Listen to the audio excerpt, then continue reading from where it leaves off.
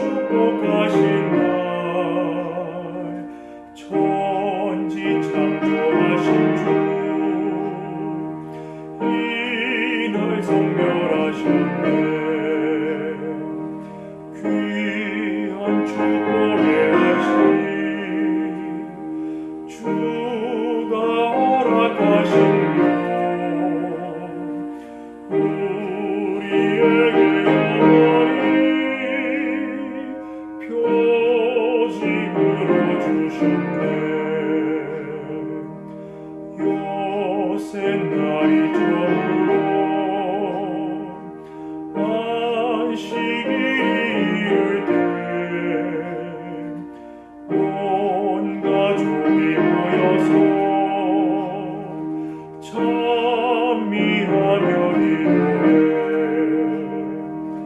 귀한 축복의 하신 주가 허락하신 것 우리에게 영원히 표징으로 주셨네 세상 쾌락거리고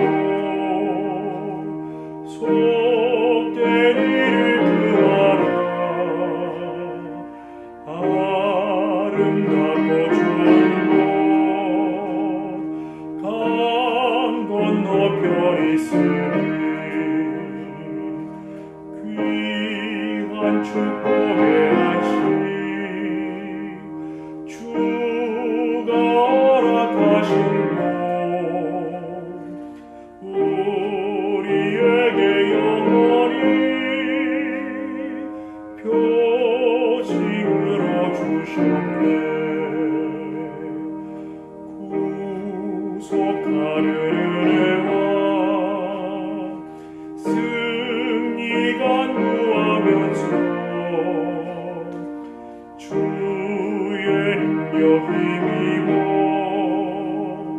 거룩하게 지키리 귀한 축복의 하신 주가 허락하신 것 우리에게 영원히 표징으로 주셨네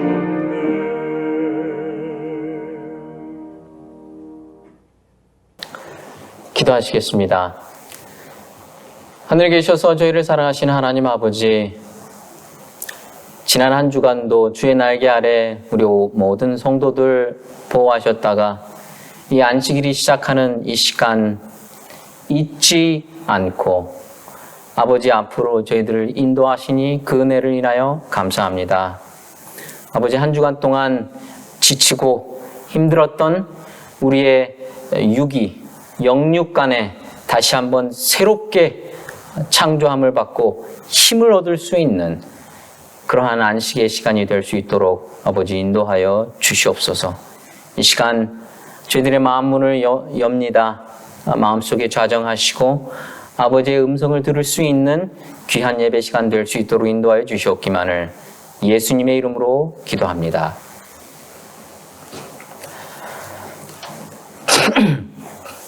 여러분 오늘 이 시간은 요한복음 강의 두 번째 시간입니다. 요한복음 1장 6절에서 18절에 있는 말씀을 본문으로 침례 요한이라는 제목으로 하나님의 말씀을 같이 묵상해 보고자 합니다. 요한복음 1장 6절은 이렇게 말합니다. 하나님께로부터 보내심을 받은 사람이 있으니 그의 이름은 요한이라. 여러분 이 표현은 요한복음에서 예수님이 당신의 정체성을 나타내실 때 언제나 하시는 말씀이었습니다. 내가 보냄을 받았다 라는 것입니다. 그런데 이 말은 예수님에게만 혹은 침례 요한에게만 해당되는 말이 아니다라는 말씀을 제가 드리고 싶습니다. 저와 여러분들, 우리 모두가 다 하나님께 보냄을 받았다라는 사실입니다. 우리 스스로가 이 세상에 온 것이 결코 아닙니다. 우리가 태어났겠다고 해서 태어난 게 아니에요.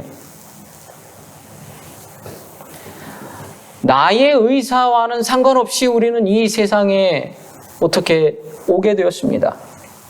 그래서 어느 철학자들은 내가 선택하지도 않았는데 이 세상에 우리가 왔다는 것이 너무나 당황스러워서 인간은 세상에 내동댕이 쳐진 존재다라고까지 표현하기도 합니다. 그러나 저와 여러분들처럼 믿는 사람들은 우리의 있음의 뿌리는 하나님이시고 하나님이 나를 이 세상에 보내신 까닭은 우리가 이 세상에서 해야 할 일이 있기 때문이다라고 믿습니다. 제가 이 세상에 태어난 이유도 하나님이 저를 통해 하시고자 하시는 일이 있기 때문일 것입니다. 오로지 우리 모두 각자에게만 주어진 소명이라는 것이 있다라는 말입니다. 그렇기 때문에 모든 사람들, 모든 인생의 과제는 하나님이 나를 왜 이 땅에 보내셨을까 하는 것을 찾는 것입니다. 그리고 우리의 삶은 그것을 찾는 과정이다 라고 말할 수 있을 것입니다. 근데 이것은 그저 막연히 찾기만 하면 찾아지는 것이 아니고 순간순간 우리에게 주어진 시간 속에서 내게 요구하시는 바를 하나님의 뜻에 맞게 살아내는 것이 중요할 것입니다. 그래서 어떤 분은 이렇게 말했습니다. 하나님의 음성은 스타카토로 들려온다. 여러분, 스타카토가 뭡니까? 음악을 연주할 때 딱딱 끊어서 연주하는 것을 스타카토라고 말합니다. 하나님의 음성이 스타카토식으로 들려오기 때문에 하나님의 선율을 이해하는 것이 여간 어려운 것이 아닙니다. 쭉 이어서 말씀하시면 좋겠는데 그렇게 얘기하지 않으시고 하나님의 말씀은 늘 우리에게 스타카토식으로 딱딱딱 끊겨서 들려오기 때문에 우리가 여간 주의해서 듣지 않으면 이해하기가 어렵다라는 것입니다. 우리가 지금은요, 하나님이 나의 삶을 통해서 어떠한 일을 이루시는가 하는 것을 깨닫기 어려울 때가 참 많이 있습니다. 근데 언제 그것을 깨닫게 되냐면 지나고 보니까 이때 하나님이 이런 뜻이 있었구나 라는 것을 나중에서야 깨닫게 되는 것입니다. 내 삶에 어려웠던 일들을 쭉 이제 시간이 지나면서 반추해 보면 내가 그때 왜 하나님 내게 이런 일을 허락하셨느냐, 그때 하나님께서 그 나의 울부짖음과 지짐에 대답하지 않으셨지만 시간이 이렇게 지나서 지금 이렇게 그 과거를 내려다 보면 하나님의 뜻이 거기에 있었구나 라는 것을 시간이 지나게 되면 우리가 알게 된다는 것입니다. 그 순간에는 이해할 수 없어도.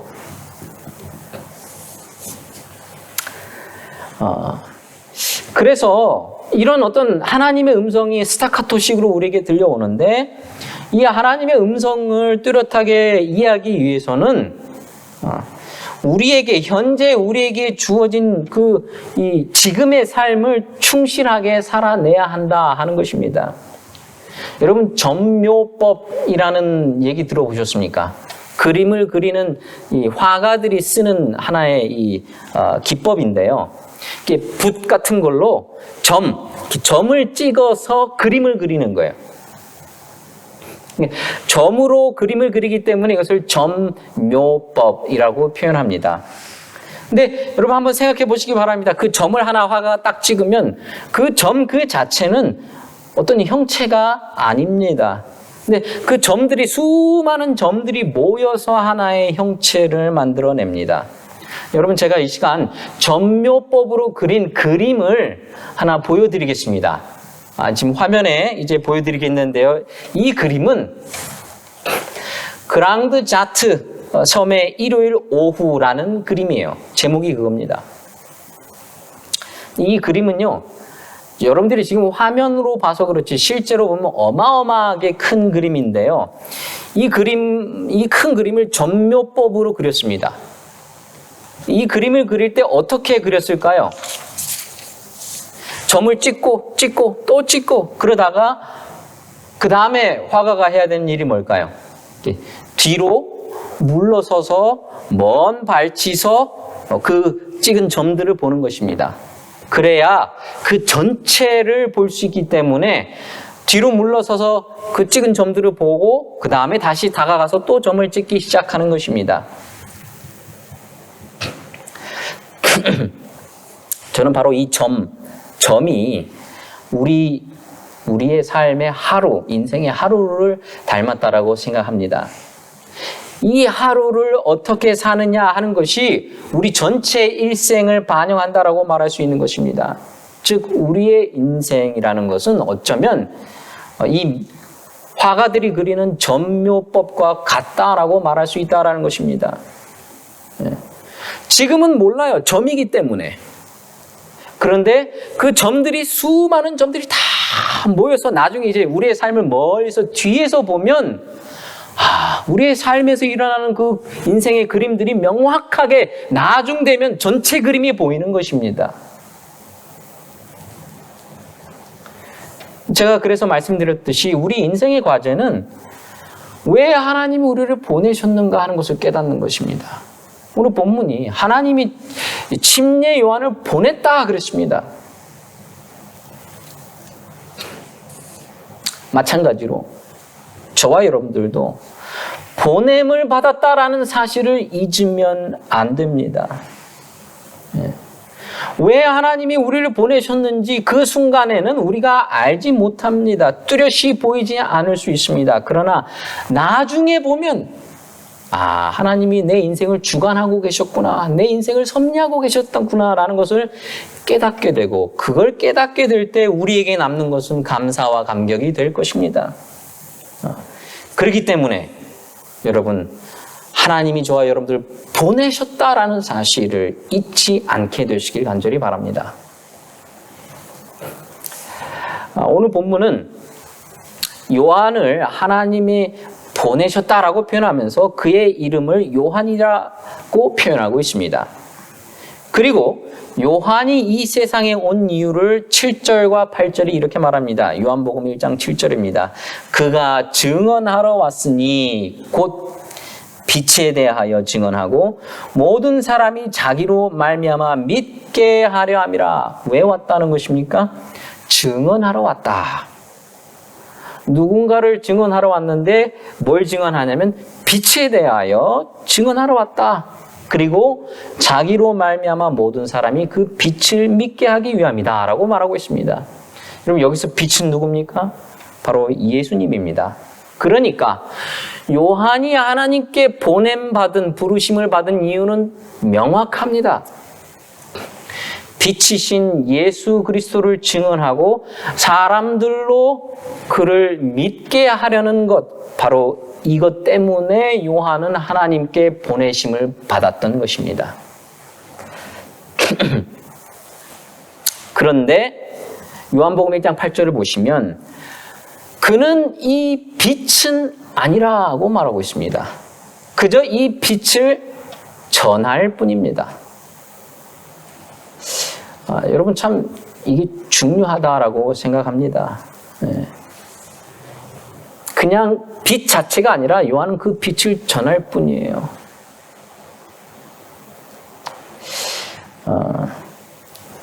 실제로는 요한이 자기는 빛이 아니다라고 말했지만 실제로 요한은 참 위대한 사람입니다.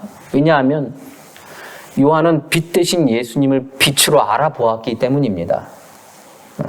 빛을 빛으로 알아볼 수 있다라는 말은 그가 눈뜬 사람임을 의미합니다. 사람들이요, 눈이 있다고 해서 다 보는 것이 아닙니다. 빛이 있어야 볼 수 있습니다. 우리가 캄캄한 방에 갑자기 들어가면 아무것도 보이지 않습니다. 빛이 없기 때문입니다. 거기 등불이 밝혀질 때 볼 수 있는데요. 빛이 없어도 빛을 볼 수 없지만 빛이 있어도 빛을 보지 못할 때도 참 많이 있습니다. 왜냐하면 참된 빛이 무엇인지 보지 못하기 때문입니다. 바로 이것이 이스라엘 백성들의 처지였습니다. 빛 대신 예수님이 그들 앞에 있었지만 영적으로 소경이었던 그들은 빛 대신 예수님이 자기들 눈앞에 있어도 알아볼 수가 없었던 것입니다. 그래서 영국의 대문호였던 토마스 칼라일이 쓴 행복론이라는 책에 보시면 그가 이렇게 말합니다. 잠이 오지 않으면 성경을 읽어라. 10분도 채 되지 않아서 당신의 불면증이 해소될 것이다. 저도 한때 이런 때가 있었습니다. 금요일 저녁 되면은 아무것도 하지 말라 그러니까 공부도 하지 말라 그러고 텔레비도 보면 안 되고 그런다니까 할 게 없어서 이제 성경책을 읽었는데 성경책을 읽으니까 얼마나 잠이 그렇게 꿀같이 오는지 저도 모르게 성경책을 읽다 보면 자고 있는 것입니다. 왜 이런 현상이 벌어질까요? 왜 아까 말한 이 영국의 대문호 토마스 칼라일이 그러한 얘기를 했을까요?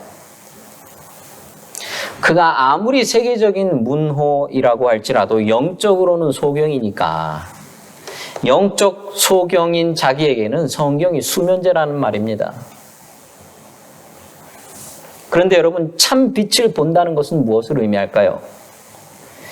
예를 들자면 참 빛을 본다라는 것은 누군가 혹은 인간 속에 있는 하나님의 형상을 발견한 것이다라고 말할 수 있습니다.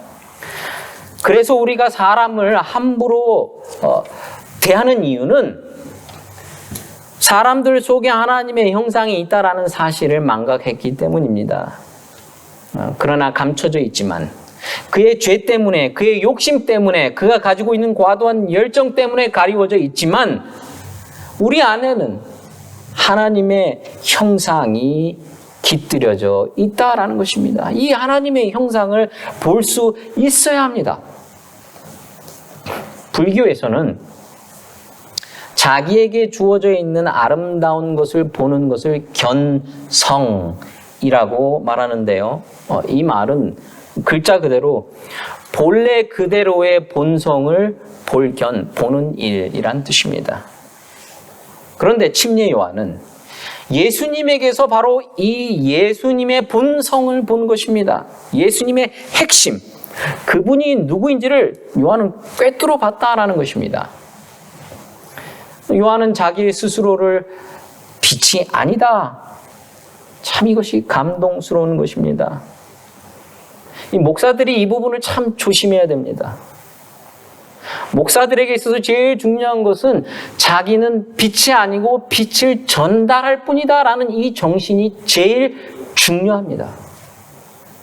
요한은 자기는 광야에 외치는 소리라 그러지 않습니까? 소리는 뭐예요? 소리라고 뭐를 딱 말하는 순간, 이 소리가 들려지는 순간 그 소리는 없어집니다. 이게 침례 요한이 갖고 있던 정말로 중요한 사상입니다. 우리가 전달하는 것은, 설교자들이 전달하는 것은 한번 전달하고 하나님의 소리, 이 메시지를 전달한 후에 사라져야 되는 거예요. 근데 이 목사들이 계속 자기들이 전달한 것이 계속 남아서 계속 이것이 도드라지기를 원하는 사람들이 참 많이 있다라는 것입니다. 위험한 생각입니다.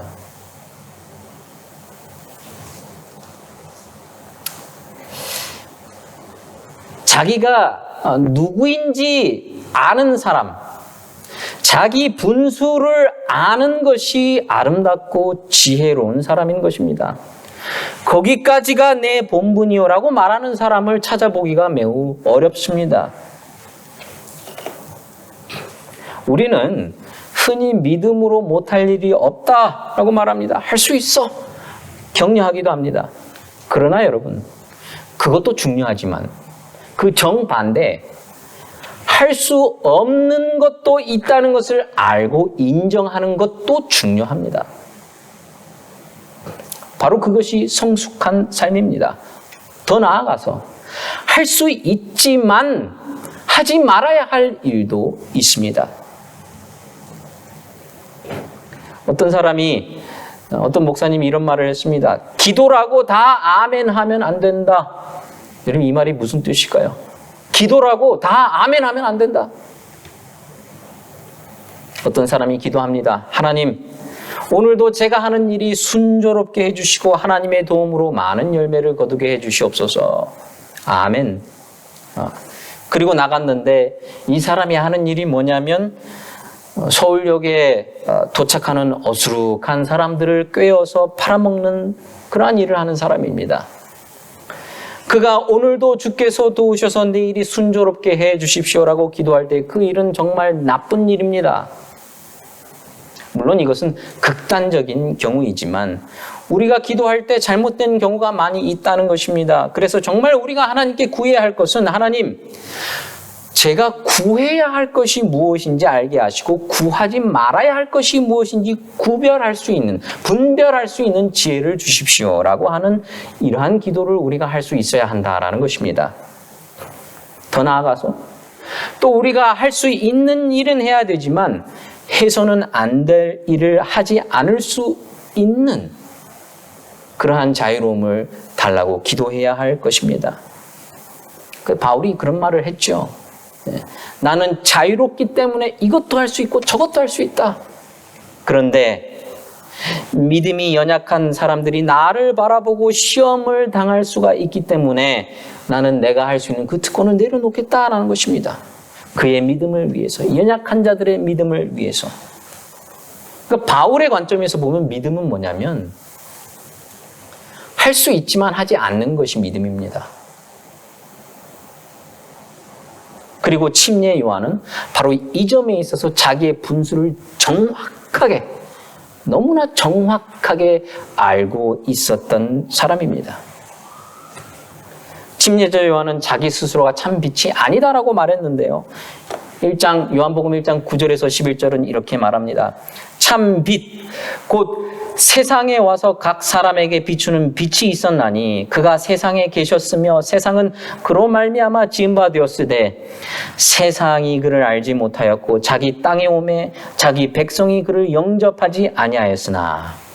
여기 보시면 참 빛이라는 말의 헬라어 원어는 알레티노스라는 단어가 쓰였는데요. 이 말은 참된, 진실한, 그 이름과 실제가 일치하는 것을 의미하는 말입니다. 근데 예수님을 참 빛이라고 말한 이유는 거짓 빛들이 있기 때문입니다. 그래서 바울이 고린도후서 11장 14절에는요.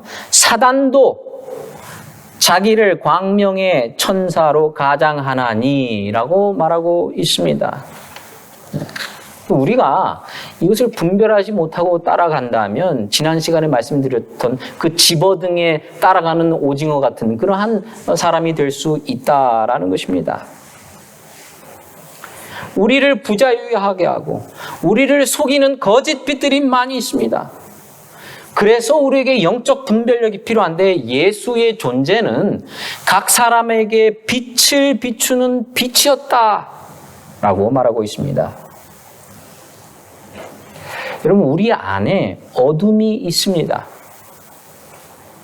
이 내면에 어둠이 있기 때문에 아무리 밖에서 불빛을 비춰줘도 밝혀지지 않습니다. 이 내면의 어두움은. 근데 하나님의 은혜는 우리의 내면 속에 빛을 비춰주는 것입니다. 이거를 계몽되었다라고 표현하는데요. 사실은 이 영어로는 계몽을 enlightenment라고 말합니다.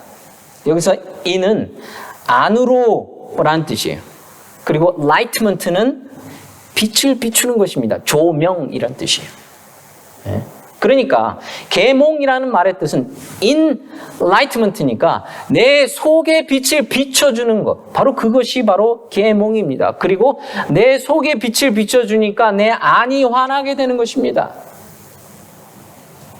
여러분, 예수님을 만난 사람들은요, 그들의 내면에 불이 밝혀집니다. 아, 내가 참 소중한 존재구나. 내가 이 세상에서는 별 볼 일 없을지 몰라도 하나님은 내 속에 소망을 품고 계시는구나. 바로 이걸 하시는 분이 바로 예수님이라는 말입니다. 각 사람에게 예수님이 비추는 빛이다라는 말이 바로 이러한 의미인 것입니다. 그런데 방금 읽은 10절에 보면 세상이 그를 알지 못했다라고 말합니다. 다른 말로 오늘 본문이 뭐라고 표현하고 있냐면 영접하지 않았다라고 표현하고 있습니다. 이 참 빛을 알고도 영접하지 않았습니다. 왜 그럴까요?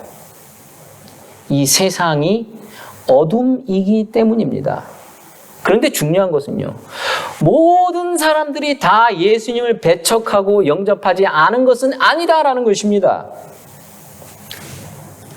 요한복음 1장 12절에서 13절은 그래서 이렇게 말합니다. 영접하는 자 곧 그 이름을 믿는 자들에게는 하나님의 자녀가 되는 권세를 주셨으니 이는 혈통으로나 육정으로나 사람의 뜻으로 나지 아니하고 오직 하나님께로부터 난 자들이니라.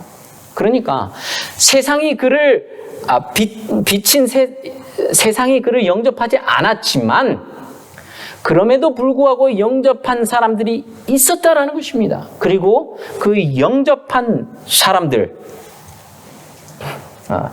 그것을 뭐로 표현하냐면 믿는, 그 이름을 믿는 자들이라고 표현했는데요. 이 믿는다라는 말에 이 헬라어는 피스티오라는 단어가 쓰였는데 이 단어는 참되다고 생각한다, 거기에 설득되었다, 내어 맡긴다라는 뜻을 가지고 있습니다. 그러므로 영접한다라는 것은 그 이름인 예수의 존재를 정말로 신뢰하고 자신을 맡기는 것을 의미하는 것입니다. 바로 그것이 영접함입니다. 그런데 여기 보시면 영접하는 자들에게 무엇을 주셨다 그럽니까? 하나님의 자녀가 되는 권세를 주셨다라고 표현합니다. 여러분, 권세라는 말은 얼핏 우리가 생각하면 뭔가 내 마음대로 할 수 있는 어떤 대단한 힘처럼 생각되어질 수 있지만 그렇게 생각하는 것은 큰 착오입니다. 여기서 권세는 무엇인가를 선택할 수 있는 자유와 힘을 뜻합니다. 즉, 우리가 예수 그리스도를 영접하면 어떤 대단한 특권, 세상적 특권을 우리가 얻게 되는 것이 아니라 내가 하나님을 영접하니까 이제는 하나님께서 우리에게 권세를 주셔서 하나님의 자녀답게 살아갈 수 있는 내적 힘, 그 내적 힘이 우리 안에 생겼다라는 뜻이지 어떤 세상적인 대단한 권세를 주셨다라는 의미가 아니다라는 것입니다. 우리가 그렇게 살 수 있는 이유를 오늘 본문 요한복음 1장 13절은 이렇게 표현합니다. 이는 혈통으로나 육정으로나 사람의 뜻으로 나지 아니하고 오직 하나님께로부터 난 자들이니라. 사람의 뜻이 아니라 하나님께로부터 났을 때 가능하다라고 말하고 있습니다. 즉 요한복음이 지금 말하고자 하는 것은 유대인이라고 하는 자부심이 우리를 하나님의 자녀되는 권세를 주는 게 아니다라는 것입니다. 이거를 요새 말로 바꾸면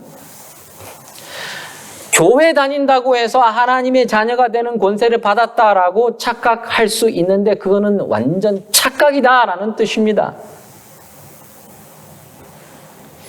이게 혈통으로나 육정으로나 사람의 의지로 나지 않는다라고 말합니다.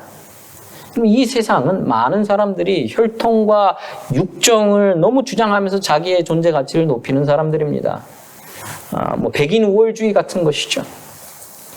피부색이 하얀 사람들이 그렇지 않은 사람보다 훨씬 더 우월하다고 생각하는 것입니다. 여러분, 피부색이 그리고 그 사람이 태어난 것이 그의 어떤 존재의 조건이기도 하지만 그것으로 그의 존재 자체를 함부로 평가할 수 있는 근거는 되지 않습니다.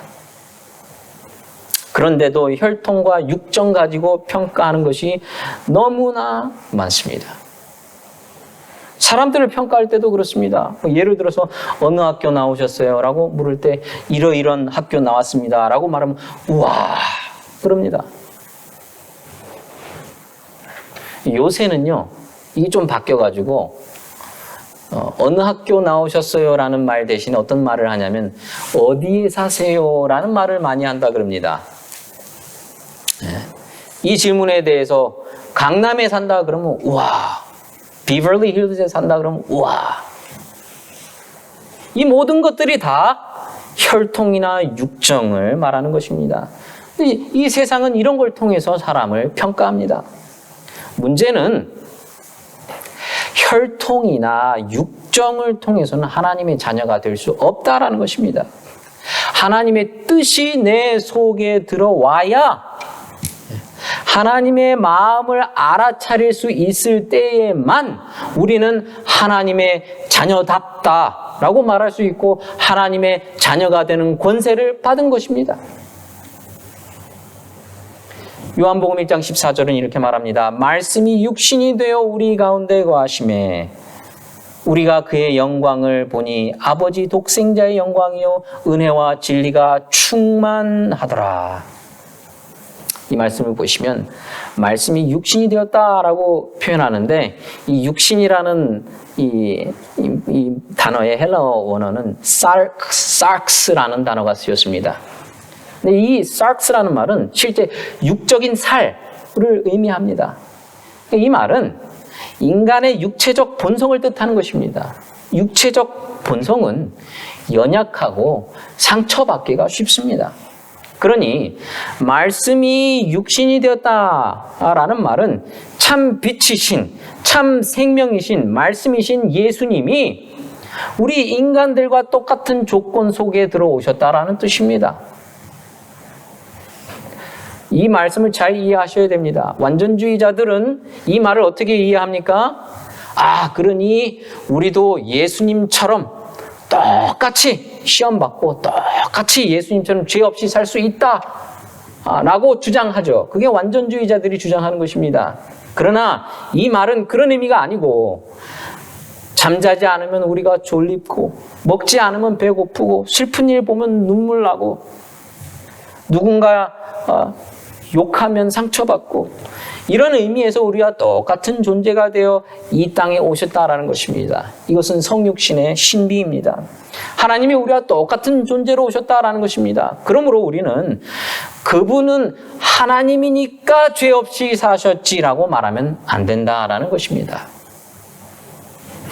그리고 여기 말씀해 보시면 그가 우리 가운데 거하심에 라고 말하는데요. 이 거하다라는 말의 헬라어 원어는 스케나오라는 헬라어가 쓰였는데요.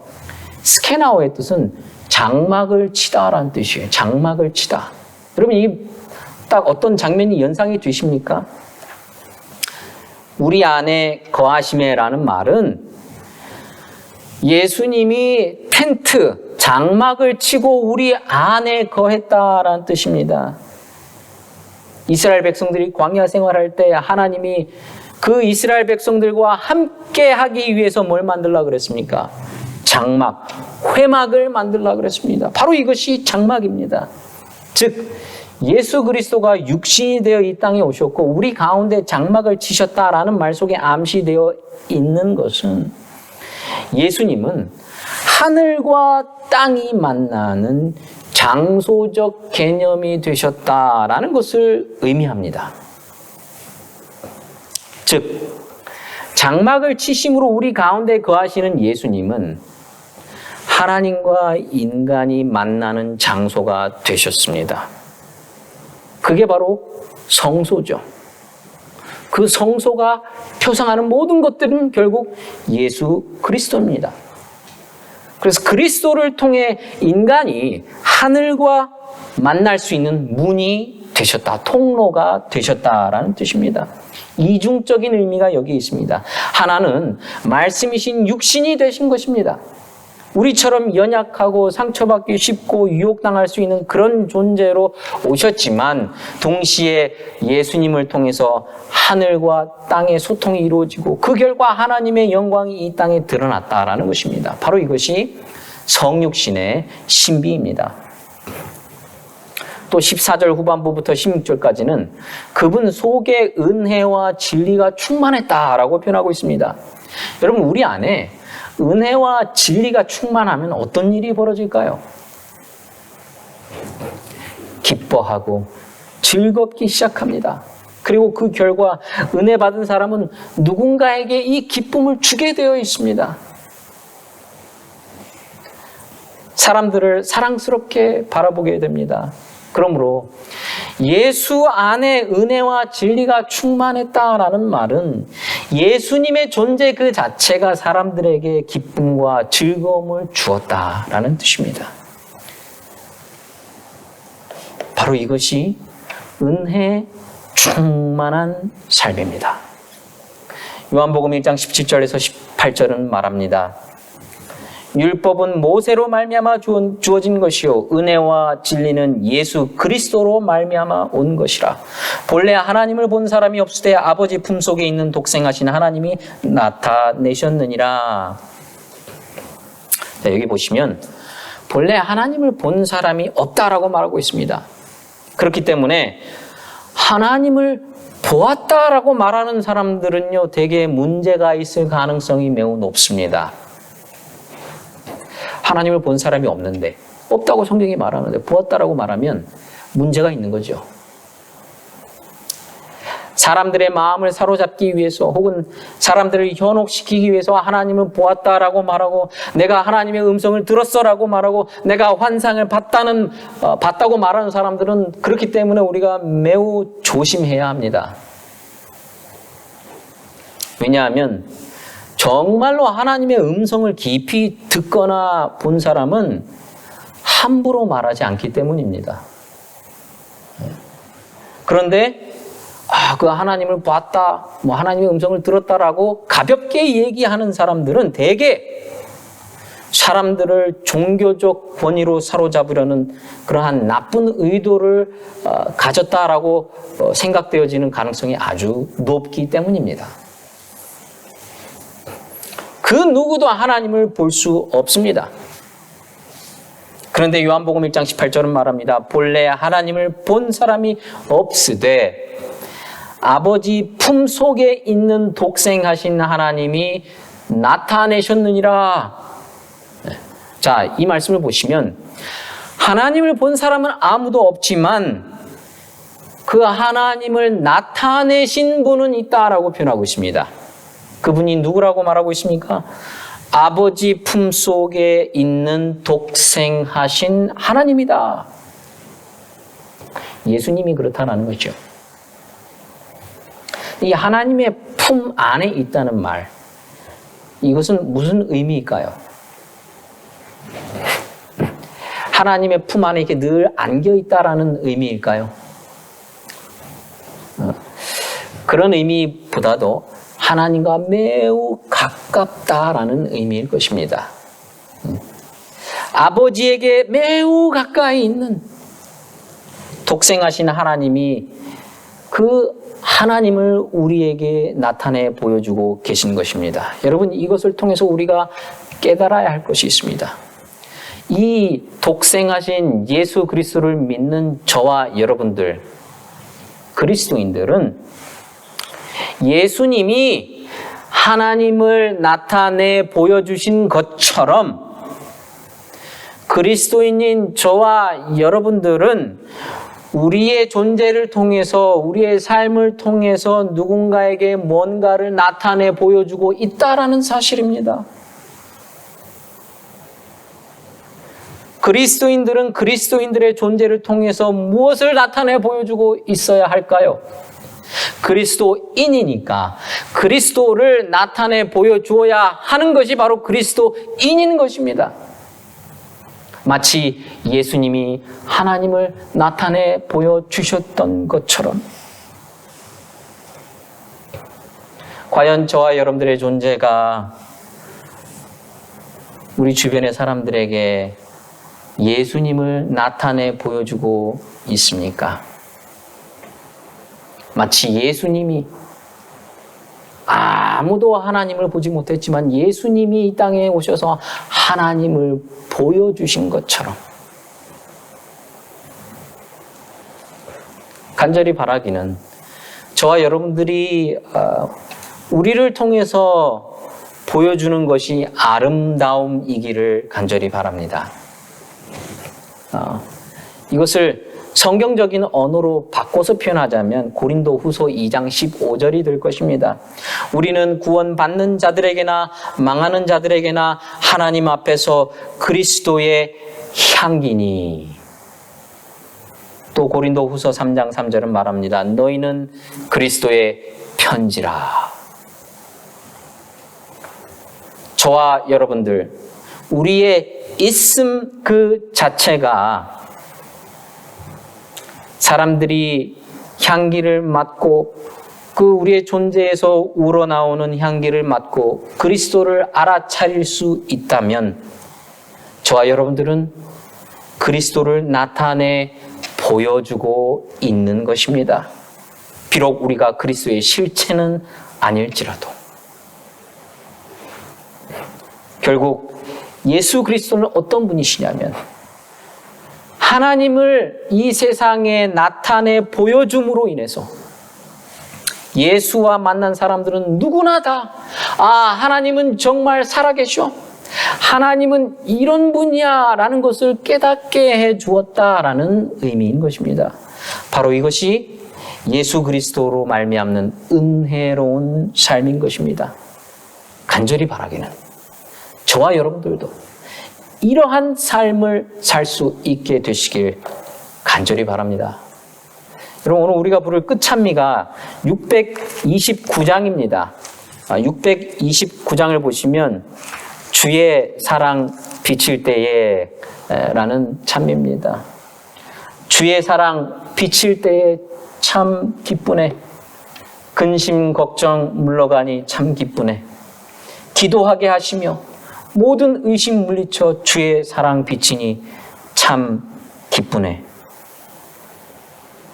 주의 사랑 비칠 때에 이 세상은 어둠 슬픔 중 한 짐이 다 없겠네. 어둠 슬픔 중 한 짐이 다 없겠네. 우리들의 가는 길 밝히 비춰주시면 복을 받게 하시네. 그 큰 사랑 내 마음속에 찬란하게 비칠 때 찬송하네. 그 큰 사랑 내 마음속에 화평과 기쁨 주네. 여러분, 우리의 삶을 통해서 예수님이 이렇게 나타내 보여지게 되기를 간절히 바라면서 예수 그리스도의 편지요, 예수 그리스도의 향기가 우리의 삶이 되어서 참으로 참된 명실상부한 그리스도인 되기를 간절히 바라면서 오늘 말씀을 줄입니다.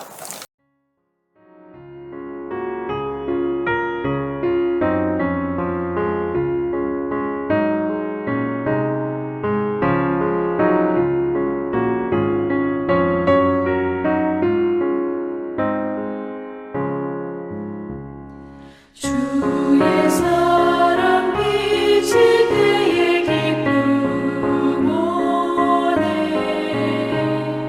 근심 걱정 물러가고 기쁨 오네. 기도하게 하시며 힘이 얻고 물리쳐 주의 사랑 비칠 때 기쁨 오네. 그 큰 사랑 내 마음속에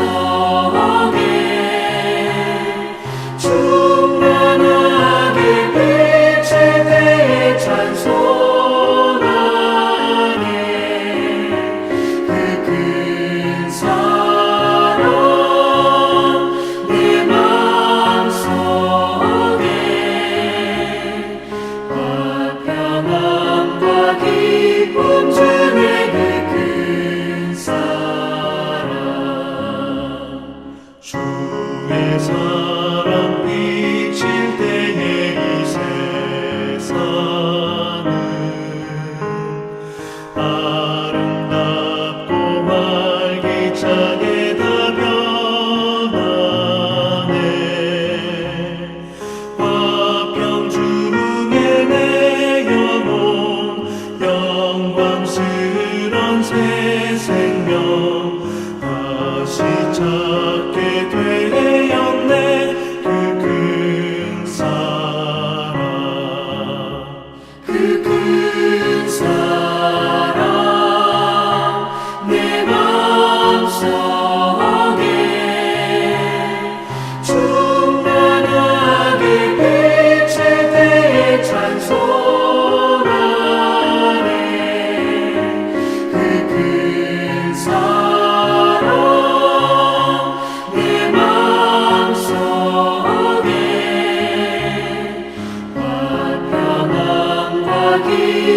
본주의 그 큰 사랑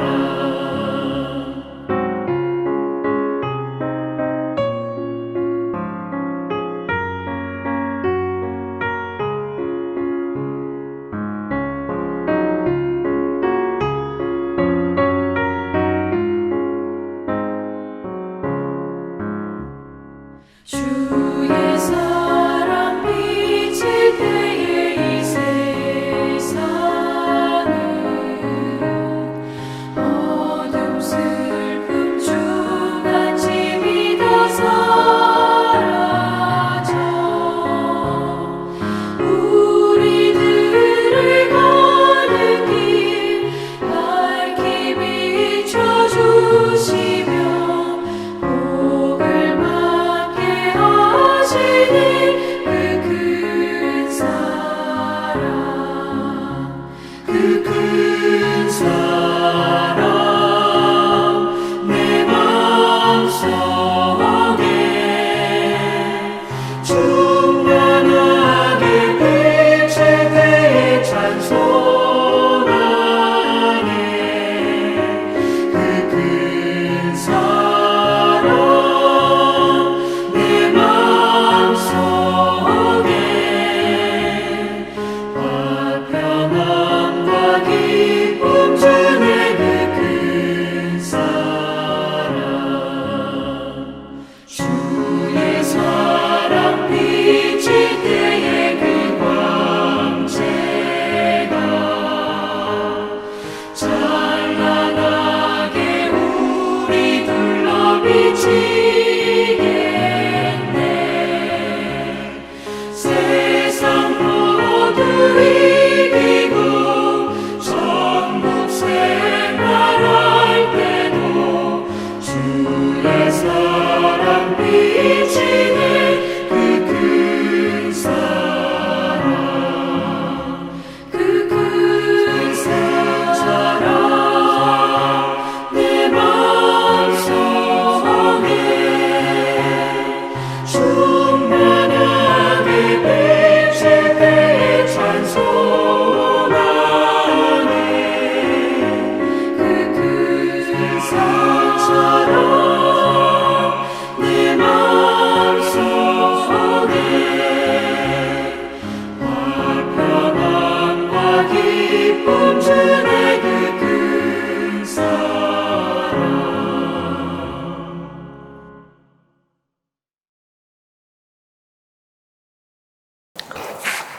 다 같이 기도하시겠습니다. 하늘에 계셔서 저희를 사랑하시는 하나님 아버지, 침례 요한이 하나님으로부터 보냄을 받았듯이 우리 모두는 하나님으로부터 보냄을 받았다는 사실을 기억하면서 바로 그것 때문에 우리가 이 세상에서 함부로 살 수 없고 우리를 보내신 하나님의 목적, 즉 우리에게 주어진 소명을 이루며 살아가는 침례 요한과 같은 아버지의 종들이 될 수 있도록 인도하여 주시옵소서. 요한은 빛 대신 예수님을 증거하러 왔다고 했습니다. 우리도 요한처럼, 침례 요한처럼 우리의 삶 속에 주님의 사랑을 비출 수 있게 하시고 그 주님의 사랑을 비춤으로 이 세상에 화평과 기쁨을 줄 수 있는 그리스도의 편지요, 그리스도의 향기로서의 삶을 살아가도록 인도하여 주시옵기만을 사랑이 무한하신 예수님의 이름으로 간절히 축원합니다.